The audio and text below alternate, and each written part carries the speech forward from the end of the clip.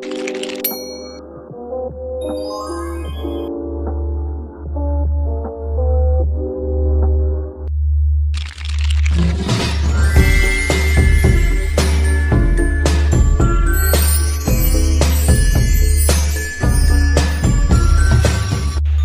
semuanya, perkenalkan nama saya Tiara Pratiwi, NPM saya 250101014, Program Studi Pendidikan Guru Sekolah Dasar, Fakultas Keguruan dan Ilmu Pendidikan, Universitas HKBP Numensen Pematang Siantar. Pada kesempatan kali ini saya akan menjelaskan tentang teori belajar behaviorisme.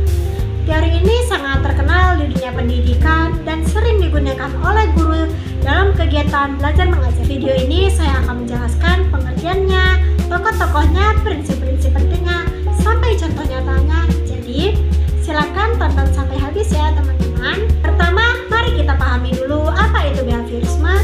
Behaviorisme adalah teori belajar yang mengatakan bahwa belajar itu terjadi ketika seseorang mengalami perubahan perilaku. Perubahan ini bisa dilihat secara nyata, bukan sekedar dibayangkan ataupun dipikirkan. Menurut teori ini, belajar tidak dilihat dari apa yang ada di dalam pikiran, tetapi dari apa yang ditunjukkan dalam tindakan. Jadi, fokus utama behaviorisme adalah bagaimana seseorang bertindak, bukan apa yang mereka rasakan ataupun mereka pikirkan. Menurut behaviorisme, manusia belajar melalui proses stimulus, respon, dan penguatan. Stimulus adalah rangsangan yang diberikan kepada seseorang, respon adalah reaksi atau tindakan yang muncul setelah rangsangan itu diberikan.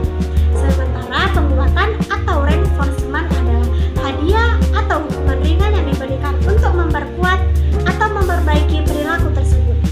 Dengan kata lain, jika perilaku kita mendapat penguatan yang positif, kita cenderung akan melakukan hal itu lagi. Sebaliknya, jika mendapat teguran atau konsekuensi, kita akan menghindarinya. Teori ini diperkenalkan oleh beberapa tokoh besar. Yang pertama adalah Ivan Pavlov, seorang ilmuwan yang terkenal dengan penelitian anjing dan bel.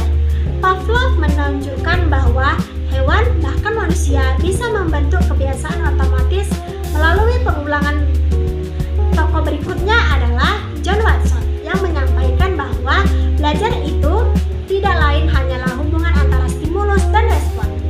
Yang paling berpengaruh adalah B.F. Skinner yang menjelaskan lebih dalam tentang penguatan, yaitu bagaimana hadiah dan hukuman bisa membentuk perilaku seseorang dalam jangka panjang.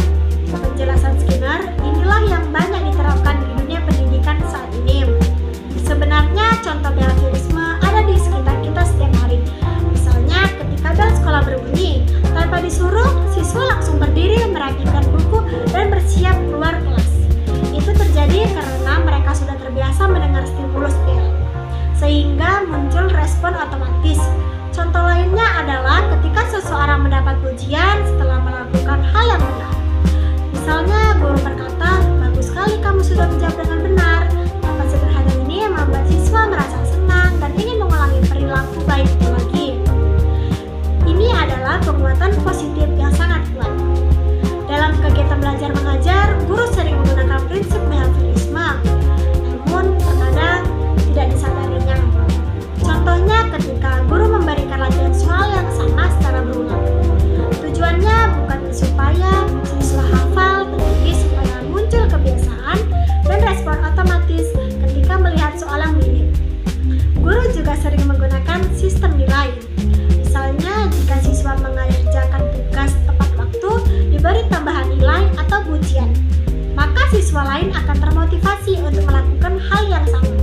Sebaliknya, jika ada siswa yang tidak disiplin, guru memberi teguran. Teguran itu menjadi stimulus untuk memperbaiki perilaku. Teori ini memiliki beberapa kelebihan yang membuatnya sangat berguna di dunia pendidikan. Pertama, behaviorisme menjelaskan cara yang jelas untuk membentuk perilaku baik dalam pelajaran. Guru bisa lebih mudah melihat apakah siswa sudah berubah atau belum. Kedua, teori ini cocok untuk keterampilan dasar yang membutuhkan latihan seperti membaca, berhitung, menulis, ataupun menghafal. Dengan latihan berulang dan pengulangan yang tepat, siswa dapat menguasai materi dengan lebih cepat. Namun, behaviorisme juga memiliki kelemahan. Teori ini terlalu fokus pada perilaku yang terlihat dan kurang memperhatikan proses proses berpikir di dalam diri siswa. Terkadang siswa belajar hanya karena menginginkan hadiah atau takut hukuman, bukan karena mereka benar-benar paham dengan materi. Selain itu, jika guru terlalu sering menggunakan hukuman, siswa jadi merasa tertekan dan belajar jadi tidak menyenangkan. Jadi dapat disimpulkan bahwa teori behaviorisme ini teori belajar yang menekankan bahwa belajar itu adalah perubahan perilaku yang muncul akibat stimulus, respon, dan penguatan. Teori ini membantu guru dalam membentuk kebiasaan positif dan menciptakan suasana belajar yang teratur. Walaupun memiliki kekurangan, behaviorisme tetap menjadi salah satu teori penting yang banyak digunakan sampai sekarang. Demikian penjelasan saya tentang teori belajar behaviorisme. Semoga penjelasan ini mudah dipahami dan banyak bermanfaat untuk kita semua. Terima kasih sudah menonton video ini sampai selesai.